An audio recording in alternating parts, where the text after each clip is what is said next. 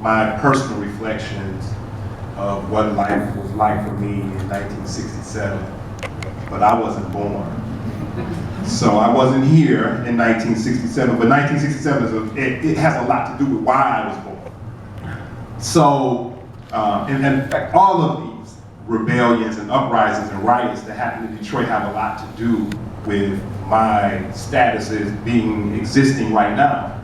So Detroit, particularly the black community in Detroit, has been impacted by a number of rebellions and uprisings and riots. So in 1833, you have probably the first of these uprisings in the freeing of Thornton and Ruthie Blackburn by the coming together of a group of black people who organized outside of the Wayne County Jail. And that group of people would go on, or at least a significant number of that group of people would go on to found Second Baptist Church, which would become the center and pillar of the black community, the first black-led church in the whole Midwest. And out of it, 30 other churches are founded. And it becomes the center of black activity. And a center on the Underground Railroad, the first black school is in its basement. So right there you have the beginning of a black community just from this first uprising, 1833. 30 years after that, in 1863, there's a straight up race riot outside of the old City Hall, or the old City Hall, which sits across the street from modern day Campus Martians. And you have a white mob actually just attacking random black people, partially because of their anger at being drafted in the Civil War, but also because of an incident where a black man had been accused of molesting an 11-year-old white girl. She later recanted the story, but that was, of course, after this massive race riot occurred, which was really like a racial terror that occurred. And so then you have even well-meaning whites refusing to live near black people so that their homes and businesses aren't destroyed by living in close proximity to African Americans, which could cause them to lose their businesses and their homes. And so you already had, of course, racist whites not wanting to live among black people, but now you even have whites who had no problem before, now they do because some of their homes were burned when this race riot occurred. So then, of course, when you get to the 1900s, you get as was stated earlier, a number of people coming from the South through this great migration and being forced in this one little area, which we know is Black Bottom. As my colleague earlier stated, that she went to Sidney Miller High School, which became a middle school. But actually, if you go back further, it was a middle school first.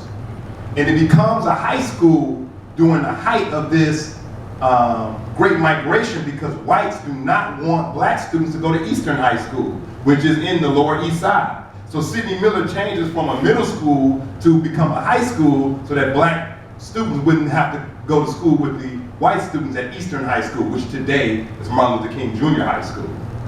So then it reverts back in 1957 to just being a middle school again, after most of the whites have left the area that we know as Black Bottom. So in 1942, during this time, this period when you have all these migrations, all these people coming to Detroit, both white and black, for these jobs in the defense industry, there's of course not enough room for black people to just all be stuck in Black Bottom. So a housing project is built. The first federal housing project built is in 1938, that's the Brewsters. But now another one is built called the Sojourner Truth Homes in 1942 on Nevada and Fenelon.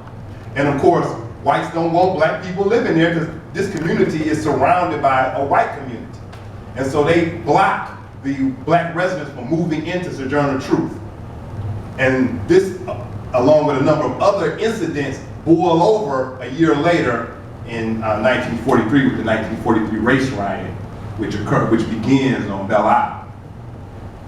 3 years after that, the mayor, Edward Jeffries, comes up with a city plan to basically demolish Black Bottom and destroy Hastings Street, and Hastings Street was the main street that ran through Black Bottom and Paradise Valley, which was the black business community.